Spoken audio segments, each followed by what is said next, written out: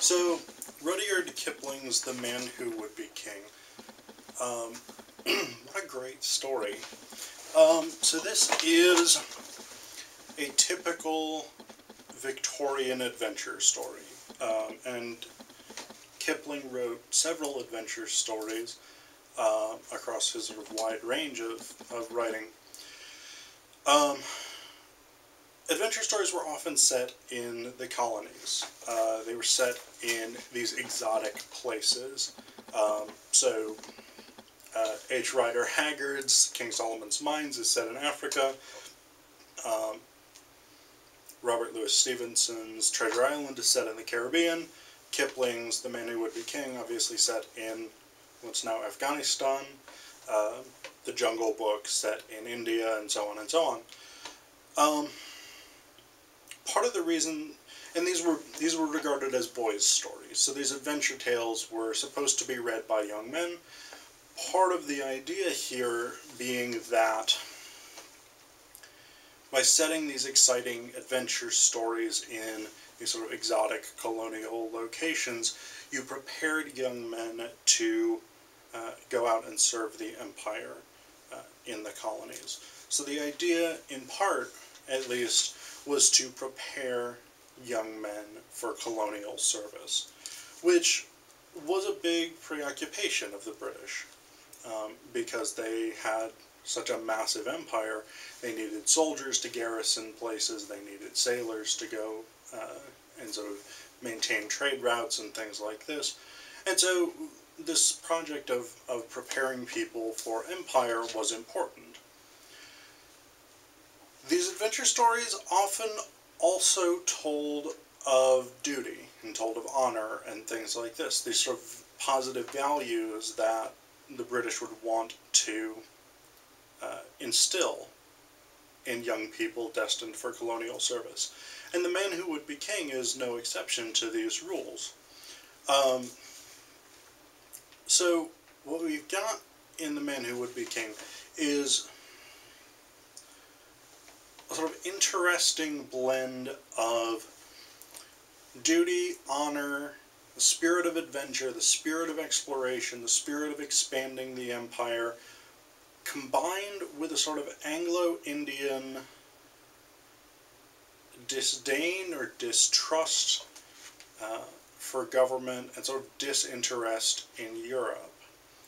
And we get this primarily in Peachy Carnahan and Daniel Dravo, these two adventurers who go out to Kafiristan in what's now northeast Afghanistan and establish their own kingdom. So, I mean, we have this odd mix here of adventurers going out and finding new lands, exploring new places, conquering new places, oddly, with an odd sort of disdain for local government, but a greater sort of imperial pride.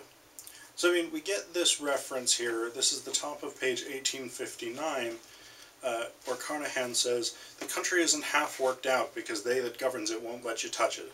They spend all their blessed time in governing it, and you can't lift a spade, nor chip a rock, nor look for oil, nor anything like that without all the government saying, 'Leave it alone and let us govern.' Therefore, such as it is, we will let it alone, and go away to some other place where man isn't crowded and can come to his own." So on the one hand, we've got this impulse to sort of go and explore and find new lands and new sources of wealth, whether that's gold, jewels, oil, iron ore, whatever it is. Go out and find things. And initially, the plan is very much about Carnahan and Dravo. There's very little, initially, about the empire or about British pride or anything like this, but we get that later on. We get to this point,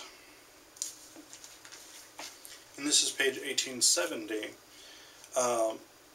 where, and at this point Dravo has started to come a bit psychologically unhinged, we suspect, he has this sort of grandiose dream that he will be on equal footing with the Viceroy of India. And he's got this long speech here, the bottom half of 1870 to the top of 1871, where he's talking about building up the power of his empire on behalf of the British. And so we get this odd sort of transition partway through the passage here. And it's a long passage, so I'm not going to read the whole thing to you, but he starts by asserting that these Afghanis are English. And this is this idea that comes up over and over in the story, and is somewhat odd, I think, for us today. But I think he's using English as a sort of composite of they are European. And he says here that he'll have 250,000 men in his army, ready to cut in on Russia's right flank when she tries for India. So in a sense, Dravo is imagining his empire as a sort of buffer zone between the Russian Empire and British India, which it really kind of was. And both the British and the Russians tried to get control of Afghanistan so that they could sort of control whether or not the Russians got access to an invasion route into India. And he said, so he's talking about building up his army, really with the remnants of sort of weapons from the British Indian troops. And then he says here, when everything was ship-shape, this is the very bottom of 187 to 1871, sorry. He says here, when everything was ship-shape, I'd hand over the crown, this crown I'm wearing now, to Queen Victoria on my knees, and she'd say, rise up, Sir Daniel Dravo.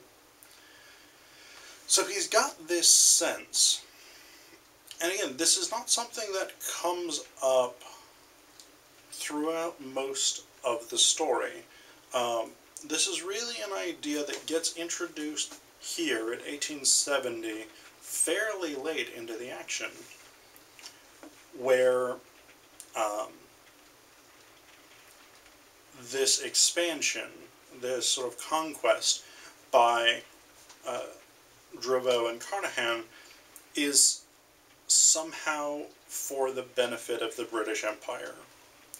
I mean, initially this scheme seems to be just two guys going out and saying, we are going to take over something and we're going to be kings on it. Now, according to Dravo, at any rate, and Carnahan never says anything to this effect, now the goal is we're going to build up our kingdom, build up our empire, establish ourselves as a barrier between Russia and British India, and then we're going to turn over this kingdom to Victoria so that it can become part of the British Empire.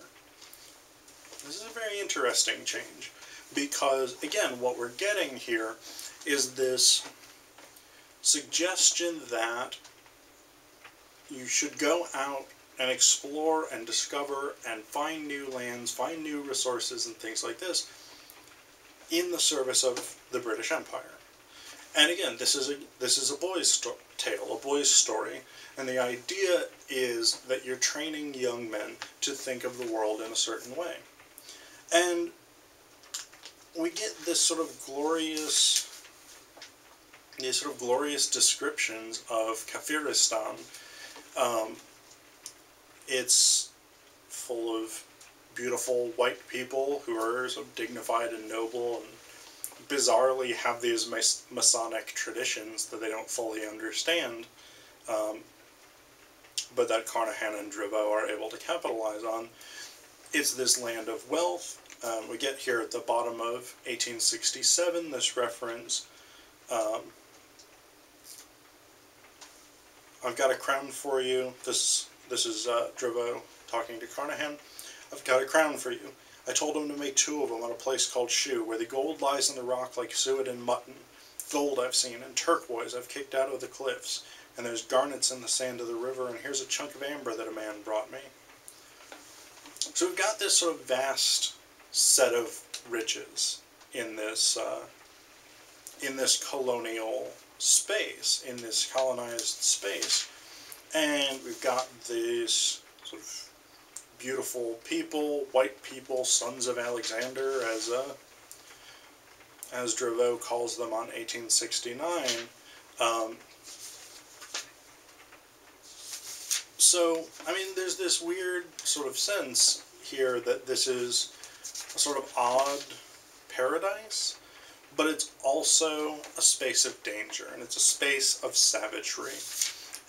And so this is the way that the British understood the colonies, especially a colony like India, was because India had this special status in the British imagination, and in the video on Mukherjee, I'll talk more about this.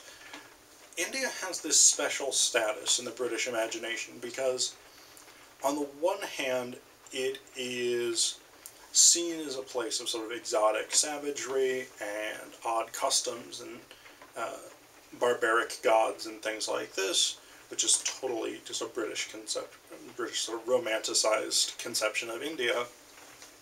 On the other hand, it is vastly wealthy. It is a country with an amazing cultural heritage, literary tradition, religious tradition. It's a country which has enormous heritage, enormous sort of world influence and things like this. And we get that same sense here in The Man Who Would Be King, of a colonial space sort of bifurcated between the savage and the wealthy, the savage and the sophisticated, I suppose. And we get the sense of this savageness at the end of the story, or near the end of the story, really 1873 through the end, in 1877. And really the first indication we get of this is the top of 1874, where Dravo's prospective wife bites his neck and draws blood, which proves to all of the Afghanis that they have conquered that these are not actually gods; they're men. And this, I mean, that sort of primal violence of biting someone and drawing blood is this sort of emblem of the danger of the colonial experience. Because again, on the one hand, we've got these vast riches, we've got this fairly sophisticated culture, we've got this sort of culture with dignity and all of this. On the other hand, we've got a culture where it's clear that Kipling sort of imagines they are capable of biting someone's neck and drawing blood as almost a sort of self-defense measure. So this tells us a lot, again, about the way that the British see the empire, the way that they see India, and what they want young people who are going to be part of the colonial project to think about the empire and about the process of empire building and who the people are that are being colonized.